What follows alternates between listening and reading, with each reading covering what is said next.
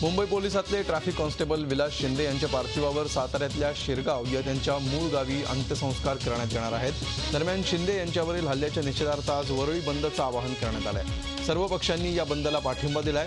23 ऑगस्टला दुपारी 4 आणि 5च्या दरम्यान शिंदेंनी विना हेल्मेट प्रवास करणाऱ्या एका अल्पवयीन मुलाला हटकलं होतं। त्याचा राग आल्यामुळे या मुलानं आपल्या मोठ्या भावाला बोलावलं। मुलाच्या भावानं बाजूच्या दुकानातला रॉड काढून विलास शिंदेंच्या डोक्यावर प्रहार केला। तेव्हापासून विलास शिंदेंवर लीलावती रुग्णालयात उपचार सुरू होते, मात्र उपचारादरम्यान त्यांचा मृत्यू झालाय। या प्रकरणातील आरोपींना अटक करण्यात आली आहे। जो मुलगा गाडी चालवत होता त्याच्याकडे लायसन्स आणि हेल्मेट दोन्हीही नसल्याचं उघड झालंय। शिवाय गाडीची कुठलीही कागदपत्रही त्या मुलाजवळ नव्हती।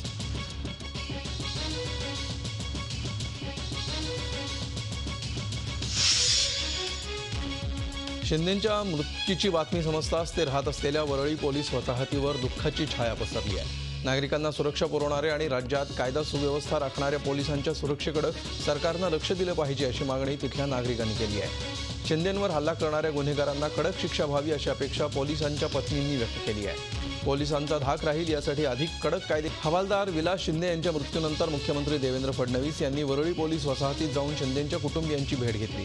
अशा प्रकारच्या घटना घडू नयेत यासाठी काळजी घेण्याचे आदेश दिल्याचं ते म्हणाले। तसंच शिंदेंच्या कुटुंबियांना योग्य ती मदत केली जाईल असं आश्वासनही त्यांनी दिलं आहे। अशा प्रकारच्या घटनांमध्ये मृत्युमुखी पडलेल्या पोलिसांना शहीदाचा दर्जा देण्याबाबतही विचार सुरू असल्याचं ते म्हणाले। दरम्यान मुख्यमंत्र्यांना पोलीस वसाहतीतल्या महिलांनी घेराव घालत पोलीस सुरक्षित राहतील याची हमी देण्याची मागणी केली आहे। विना हेल्मेट तरुणाला हटकल्यामुळे झालेल्या मारहाणीत पोलीस कॉन्स्टेबल विलास शिंदे यांचा मृत्यू झाला। ड्युटीवर हा प्रकार घडला असल्यामुळे या सगळ्या प्रकाराची गांभीर्यानं दखल घेण्यात आली आहे। हवालदार विलास शिंदे यांच्या हत्येप्रकरणी दोषींवर कडक कारवाई करण्यात येईल असं आश्वासन गृहराज्यमंत्री दीपक केसरकर यांनी दिलं आहे। शिंदेंच्या कुटुंबियांना 25 लाखांची मदत आणि कुटुंबातल्या एकाला नोकरी देणार असल्याचंही त्यांनी जाहीर केलं। पोलिसांवर आणखी ताण नको असे निर्देश मुंबई हायकोर्टानं राज्य सरकारला दिले आहेत। जेल प्रशासनात सुधारणा करून पोलिसांवरील ताण कमी करा। बंदोबस्त, संरक्षण आणि गुन्हे तपासात व्यस्त असलेल्या पोलिसांची आरोपींना कोर्टात ने-आण करण्याच्या जबाबदारीतून मुक्तता करा असे निर्देश मुंबई उच्च न्यायालयानं राज्य सरकारला दिले आहेत। सध्या अस्तित्वात असलेल्या जेल प्रशासनात सुधारणेला पुष्कळ वाव आहे, त्यासाठी उपाययोजना करा असंही न्यायालयानं राज्य सरकारला सांगितलं आहे। महाड बलात्कार प्रकरणातील आरोपी इनायत हुरचूक अखेर पोलिसांना शरण आलाय। इनायतनं आपल्या नात्यातील मुलीला शीतपेयातून गुंगीचं औषध देऊन गाडीतच तिच्यावर बलात्कार केला। शिवाय त्याची व्हिडिओ क्लिप बनवून तिला ब्लॅकमेल करत राहिला। अखेर या पीडित तरुणीनं महाड पोलिसात तक्रार दिली। इनायतनं अटकपूर्व जामीन मिळवण्यासाठी सर्वोच्च न्यायालयापर्यंत धाव घेतली, पण न्यायालयानं त्याला जामीन नाकारून पोलीस त्याला अटक करत नव्हते। इनायत महाड परिसरातील मोठं प्रस्थ आहे, त्याची गोरेगावजवळ एक शाळा सुद्धा आहे। अखेर झी24 तासनं याबाबतचं वृत्त प्रसिद्ध करताच 24 तासाच्या आत इनायत मंगळवारी संध्याकाळी महाड पोलिसांना शरण आला। पोलिसांनी त्याला अटक केली आहे। रात्रीच्या वेळी ऑटोतून गावाकडे जाताना पतीला चाकूचा धाक दाखवून 3 नराधमांनी एका 19 वर्षीय नवविवाहितेवर सामूहिक बलात्कार केल्याची धक्कादायक घटना घडली आहे। नांदेड जिल्ह्यातल्या देगलूर तालुक्यातल्या मरखेल पोलीस ठाण्याच्या हद्दीत हा प्रकार घडला आहे। पीडित विवाहिता नांदेड जिल्ह्यातील मुखेड तालुक्यातली रहिवासी आहे। विवाहितेची सासरवाडी लातूरला आहे। पोळा सणानिमित्त ती आपल्या पतीसह माहेरी निघाली होती, त्याचवेळी ही घटना घडली। मरखेल पोलिसांनी तातडीनं ऑटोचालक अनिल जाधव, त्याचे साथीदार लक्ष्मण चामलवाड आणि मकसूद या तिघांना अटक केली आहे। आरोपींवर बलात्कार, लूटमार आणि अॅट्रॉसिटी कायद्यानुसार गुन्हा दाखल करण्यात आला आहे। या सामूहिक बलात्काराच्या घटनेनं नांदेड जिल्ह्यात खळबळ उडाली आहे। खून, बलात्कार, अतिरेकी कारवायांमधले आरोपी तसंच आजन्म जन्मठेपेची शिक्षा झालेल्या कैद्यांना यापुढे पॅरोल फर्लो मिळणार नाही असं गृहराज्यमंत्री दीपक केसरकर यांनी जाहीर केलं आहे। असे गंभीर गुन्हे केल्यावर गुन्हेगारांना कायद्याची दहशत बसली पाहिजे असं ते म्हणाले। याविरुद्ध जरी कोणी कोर्टात गेलं तरी सरकार आपली बाजू भक्कमपणे मांडेल असंही केसरकरांनी स्पष्ट केलं। आपल्या विविध मागण्यांसाठी रेडिओलॉजिस्ट आणि सोनोग्राफी डॉक्टर आज बंद पुकारणार आहेत, तर उद्यापासून अनिश्चित काळासाठी अल्ट्रासोनोग्राफी बंद ठेवण्याचा निर्णय घेतल्याचं इंडियन रेडिओलॉजिकल अँड इमेजिंग असोसिएशननं म्हटलं आहे। अर्ज एफ मध्ये झालेल्या कारकुनी चुका, ॲप्रन घालणं, सूचना फलक न लावणं, कायद्याची माहिती देणारी हस्तपुस्तिका न ठेवणं या गोष्टींना लिंग परीक्षणा इतका गंभीर फौजदारी गुन्हा समजू नये. तसंच गुन्ह्याच्या प्रकारानुसार शिक्षा असावी. देशभरात कायद्याची अंमलबजावणी समसमान व्हावी. छोट्या कारकुनी चुकांसाठी अल्ट्रासाऊंड यंत्रणा सील करणं किंवा वैद्यकीय पदवीच रद्द करणं यासारख्या शिक्षा नकोत या आणि अशा अनेक मागण्या या संघटनेच्या आहेत. मुख्यमंत्री देवेंद्र फडणवीस यांच्या हस्ते आज मध्यवैतरणा धरणाचा नामकरण सोहळा पार पडणार आहे. या प्रकल्पाला हिंदू हृदय सम्राट शिवसेना प्रमुख बाळासाहेब ठाकरे मध्यवैतरणा जलाशय असं नाव देण्यात येणार आहे. या कार्यक्रमाला शिवसेना कार्याध्यक्ष उद्धव ठाकरे यांची प्रमुख उपस्थिती राहणार असून आदिवासी विकास मंत्री आणि पालकमंत्री विष्णू सावरा, पर्यावरण मंत्री रामदास कदम, सार्वजनिक बांधकाम मंत्री एकनाथ शिंदे हे विशेष अतिथी म्हणून उपस्थित राहतील. डाळीचे दर घसरल्यामुळे गेल्या वर्षभर महागाईनं हैराण झालेल्या ग्राहकांना मोठा दिलासा मिळाला आहे. सणासुदीच्या काळात डाळीचे दर उतरल्यामुळे ग्राहकांनी सुटकेचा निश्वास टाकला आहे. सरकारकडे 95 रुपये किलो दरानं डाळ विक्रीची केलेली घोषणा, डाळीचं वाढलेलं उत्पादन, साठेबाजांवर आणलेलं नियंत्रण यामुळे वर्षभरानं का होईना डाळीचे दर ग्राहकांच्या आवाक्यात आले. तर दुसरीकडे डाळींचं उत्पादन गेल्या वर्षीच्या तुलनेत 165% वाढल्यामुळं आता डाळींचे दर झपाट्यानं खाली येत आहेत. त्यामुळे कदाचित डाळ उत्पादक शेतकऱ्यांना मिळणाऱ्या भावात घसरण होण्याची शक्यता आहे. क्रिकेटच्या विश्वात धावांच्या विक्रमाचे डोंगर रचणाऱ्या भारतरत्न खासदार सचिन तेंडुलकर यांनी नाशिक जिल्ह्यामध्ये असलेल्या येवला इथल्या मायबोली कर्णबधीर निवासी शाळेसाठी आपल्या खासदार निधीतून 40 लाखांची मदत देऊन अपंग आणि कर्णबधिरांसाठी अनोखी धाव घेतली आहे. या मदतीमुळे शाळेचे रखडलेले बांधकाम तर पूर्ण होणारच आहे, याशिवाय या दिव्यांगांना स्वतःच्या पायावर उभं करण्यासाठी असलेल्या बहुउद्देशीय अपंग निवासी कार्यशाळेचं कार्य देखील मार्गी लागणार आहे. महिलांच्या सुखी संसारात विष कालवणाऱ्या बाटलीला गावातून हद्दपार करण्यासाठी हिंगोली जिल्ह्यातील पांघरा शिंदे इथं महिलांचं मतदान घेण्यात आलं. मतदानाला उत्स्फूर्त प्रतिसाद देत कामानिमित्त दुसऱ्या जिल्ह्यातल्या महिलांनीही गावात येऊन मतदानाचा हक्क बजावला. एकूण 939 महिलांनी मतदानाचा हक्क बजावला. यापैकी 827 महिलांनी आडव्या बाटलीला मतदान केलं तर 112 महिलांनी उभ्या बाटलीला मतदान केलं. त्यामुळे आता पांघरा शिंदे इथून मद्याची बाटली हद्दपार होणार आहे. धुळे जिल्ह्यातील शिरपूर तालुक्यात असलेल्या बनावट मद्याच्या साम्राज्याविरोधात स्थानिक आमदार काशीराम पावरा यांनी दंड थोपटले असून स्थानिक नागरिकांसह त्यांनी जिल्हा प्रशासनाला बनावट मद्य सम्राटांविरोधात कठोर कारवाईची मागणी केली आहे. शिरपूर तालुक्यातील बनावट मद्याचं साम्राज्य उद्ध्वस्त करण्याची मागणी करणारं निवेदन आमदार आणि नागरिकांनी पोलीस अधीक्षकांना दिलं. या भागात दादा वाणी हा बनावट मद्य सम्राट निर्भयपणे बनावट मद्य निर्मिती करतो, मात्र त्याला कोणीही हात लावू शकत नाही अशी परिस्थिती शिरपूर तालुक्यात आहे. कोकणातल्या प्रसिद्ध अशा राजापूरमधील गंगेचं आज पहाटे आगमन झालंय.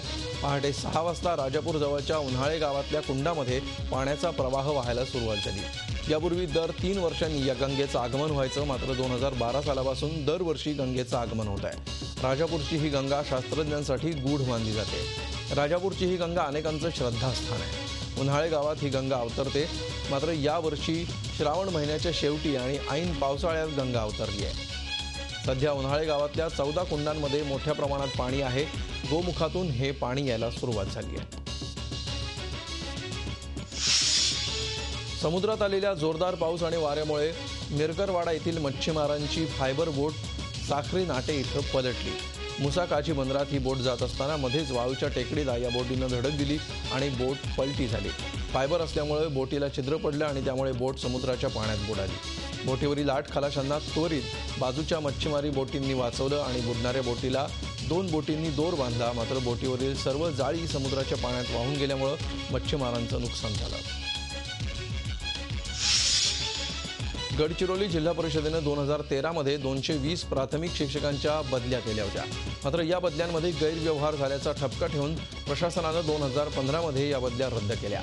या बदल्यांना शिक्षकांनी उच्च न्यायालयातून स्थगन आदेश मिळवला, परंतु बदली झालेल्या उपरोक्त 220 शिक्षकांपैकी तब्बल 73 शिक्षकांच्या बदल्यांच्या फाईल्स गायब असल्याचं निदर्शनास आलं होतं. या संदर्भातील पोलीस तक्रारीच्या चौकशीला वेग आला असून एका लिपिकाला ताब्यात घेण्यात आलं आहे.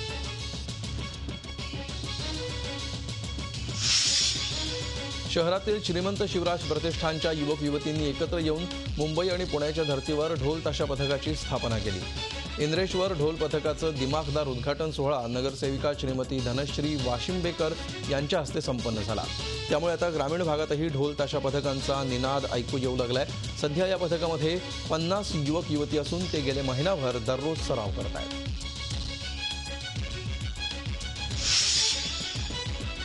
मुंबईतल्या 17 वर्षांच्या मालविकाला 10वी किंवा 12वीची परीक्षा न देताही थेट अमेरिकेच्या MIT मध्ये प्रवेश मिळालाय।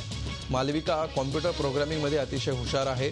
तिची ही हुशारी पाहूनच तिला MIT मध्ये ॲडमिशन मिळाली आहे। मालविकानं 12-13 वर्षांची असताना शाळा सोडली।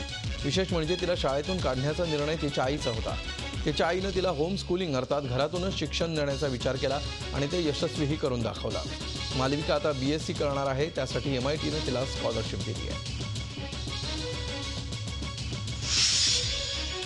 6,000 सार्वजनिक गणपती आणि 1,21,226 घरगुती गणपती मुंबईत असतात। या गणेशोत्सव काळात मुंबईत कोणताही कायदा सुव्यवस्थेचा प्रश्न निर्माण होऊ नये यासाठी मुंबई पोलीस पूर्ण तयारीनिशी सज्ज झाले आहेत। तब्बल 45,000 अधिकारी आणि पोलीस कर्मचारी गणेशोत्सवासाठी मुंबईभर बंदोबस्तासाठी तैनात असणार आहेत। एवढंच नाही तर महिलांना होणारी छेडछाड त्याविरोधातलं पथक, मंगळसूत्र चोरी विरोधी पथक, याचबरोबर नुकतंच मुंबई पोलीस दलामध्ये सहभागी झालेले 200 महिला बीट मार्शलही गणेशोत्सव काळात मुंबईमध्ये तैनात करण्यात येणार आहेत। सर्वात महत्त्वाचं म्हणजे मुंबई पोलिसांनी 46 अतिसंवेदनशील ठिकाणं शोधून काढली आहेत। या ठिकाणी विशेष पोलीस बंदोबस्त लावण्यात येणार आहे आणि या ठिकाणांवर ड्रोनद्वारे मुंबई पोलीस लक्ष ठेवणार आहेत।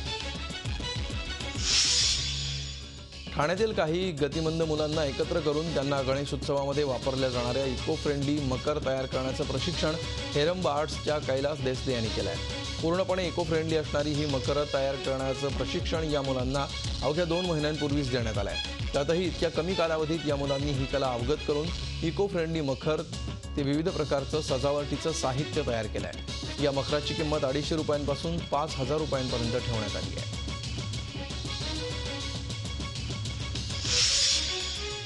ठाणे शहराला आता डेंग्यूचा विळखा बसलाय।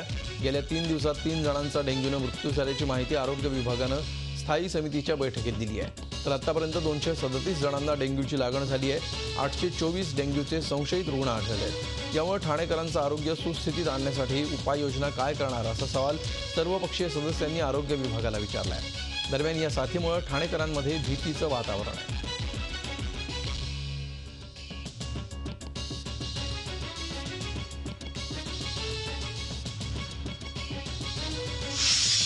आणि आता आपण बघूया देश विदेशातले काही बातम्या झटपट। केंद्र सरकारी कर्मचाऱ्यांची पगाराची बँक खाती आज फुल होणार आहेत, कारण 7व्या वेतन आयोगानुसार लागू झालेली वेतनवाढ आजपासून त्यांच्या खात्यामध्ये जमा होणार आहे। वेतन आयोग चालू आर्थिक वर्षाच्या सुरुवातीपासून लागू होणार आहे। दरम्यान केंद्राला लागू होणाऱ्या वेतन आयोगाच्या शिफारशी राज्य सरकारी कर्मचाऱ्यांनाही त्वरित लागू कराव्यात अशी मागणी कर्मचारी संघटनांनी केली आहे। या मागणीसाठी 2 सप्टेंबरला राज्यव्यापी संप पुकारण्यात आला आहे।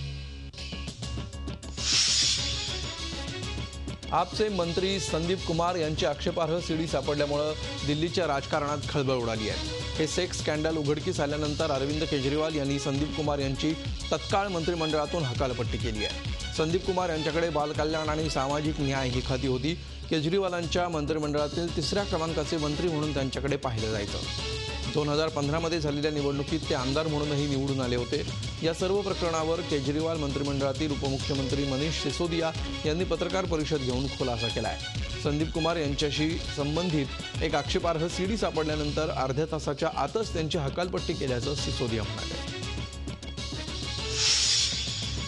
हरियाणामधल्या जमीन खरेदी प्रकरणी सोनिया गांधींचे जावई रॉबर्ट वडेरा यांच्या अडचणीत वाढ झाली आहे। न्यायमूर्ती ढिंगरा यांच्या समितीनं हरियाणाचे मुख्यमंत्री मनोहरलाल खट्टर यांना आपला अहवाल सादर केला आहे। सूत्रांनी दिलेल्या माहितीनुसार या अहवालात वडेरा आणि हरियाणाचे माजी मुख्यमंत्री भूपेंद्र सिंग हुड्डा यांच्या विरोधात तीव्र शब्दात टिप्पणी करण्यात आली आहे। वडेरा यांची कंपनी स्कायलाइट हॉस्पिटॅलिटीजच्या फायद्यासाठी हुड्डा सरकारनं गुडगावचा ड्राफ्ट आणि मास्टर प्लॅनमध्ये बदल केल्याचं अहवालात म्हटलं आहे। या प्रकल्पासाठी स्कायलाइटकडे पैसे नव्हते तरीही कंपनीला जमीन देण्यात आली। यामुळे या दोघांविरोधात गुन्हेगारी कटाचा खटला चालू शकतो असं अहवालात म्हटल्याची माहिती सूत्रांनी दिली आहे। या अहवालावर काँग्रेसनं टीका केली आहे। सणासुदीच्या तोंडावर पेट्रोल आणि डिझेलच्या भाववाढीचा मोठा दणका देशाला बसलाय। पेट्रोल आणि डिझेलच्या दरात मोठी वाढ झाली आहे। पेट्रोल 3 रुपये 38 पैशांनी तर डिझेल 2 रुपये 67 पैशांनी महागलाय। गेल्या 2 महिन्यात पेट्रोल डिझेलच्या दरात होत असलेल्या घसरणीनंतर आजची दरवाढ ही अनेकांची झोप उडवणारी ठरली। गेल्या पंधरवड्यात आंतरराष्ट्रीय बाजारात तेलाच्या किमतीत 13% वाढ झाल्यामुळे ही दरवाढ करण्यात आली आहे। गेल्या 2 महिन्यात जवळपास 4 वेळा पेट्रोल आणि डिझेलचे दर घसरले होते। पश्चिम बंगालमधल्या सिंगूरमध्ये टाटा नॅनो प्रकल्पासाठी अनधिकृतपणे जमीन हस्तांतरित केल्याचा निकाल सुप्रीम कोर्टाने दिला आहे। 12 आठवड्यात शेतकऱ्यांना जमिनी परत करण्याचे आदेशही कोर्टाने दिले आहेत। टाटा आणि पश्चिम बंगालमधल्या डाव्यांच्या तत्कालीन सरकारला हा मोठा धक्का मानला जातोय। 2006 मध्ये या जमिनीचं अधिग्रहण करण्यात आलं होतं। जमिनी गेल्यामुळे गेल्या 10 वर्षांपासून शेकडो शेतकऱ्यांचा रोजगारात हिरावला गेला आहे। त्यामुळे ज्या शेतकऱ्यांनी भरपाई मिळालेली नाही ते सर्व शेतकरी भरपाई मिळण्यास पात्र असल्याचं 2 न्यायाधीशांच्या खंडपीठानं स्पष्ट केलं आहे। पश्चिम बंगाल सरकारसाठी हा मोठा विजय असल्याची प्रतिक्रिया मुख्यमंत्री ममता बॅनर्जी यांनी दिली आहे, तर माकपानं ही जमीन कायद्यानुसारच हस्तांतरित केल्याचा दावा केला आहे। केंद्र सरकारच्या राष्ट्रीय गुन्हे नोंद विभागाचा गेल्या वर्षीचा अहवाल प्रसिद्ध झालाय। यात अनेक गुन्ह्यांमध्ये महाराष्ट्राचा 2रा क्रमांक लागत असल्याचं स्पष्ट झालंय। बलात्कार, अपहरण आणि दंगलींच्या घटनांमध्ये राज्य 2ऱ्या क्रमांकावर आहे। दगडफेकीच्या घटनांमध्ये राज्य 1ल्या क्रमांकावर आहे। आपल्यावर अन्याय झाल्यामुळे तक्रार करणाऱ्यांचं प्रमाण उत्तर प्रदेशात सर्वाधिक आहे। त्यापाठोपाठ महाराष्ट्रात 5 लाख लोकांनी लेखी तक्रारी केल्याचा आरोप त्यांच्यावर आहे। राष्ट्रपतींना हटवण्यासाठी संसदेत 2/3 मतांची गरज असते। महाभियोगाच्या वेळी 81 पैकी 61 सिनेट सदस्यांनी त्यांना दोषी ठरवलं। यानंतर रोसेफ यांना तत्काळ पदावरून हटवण्यात आलं आहे। या निर्णयानंतर गेली 13 वर्ष अस्तित्वात असणाऱ्या डाव्या विचारांच्या सरकारचा शेवट झाला आहे। मायकल टेमर हे ब्राझीलचे नवे राष्ट्रपती असतील। दरम्यान संसदेत झालेल्या चर्चेच्या वेळी डिल्मा रोसेफ यांनी निर्दोष असल्याचा दावा केला होता। स्पेनच्या बुनोल शहरामध्ये प्रसिद्ध टोमाटिना फेस्टिवल सुरू झाला आहे। पहिल्या दिवशी तब्बल 20,000 लोक या फेस्टिवलमध्ये सहभागी झाले। 1945 पासून हा फेस्टिवल स्पेनमध्ये सुरू आहे। प्रत्येक पर्यटकाला फेस्टिवलमध्ये सामील होण्यासाठी 10 युरो खर्च करावे लागतात। फेस्टिवल अंतर्गत पर्यटक एकमेकांवर टोमॅटो फेकून आनंद व्यक्त करतात। झी 24 तास रहा एक पाऊल पुढे।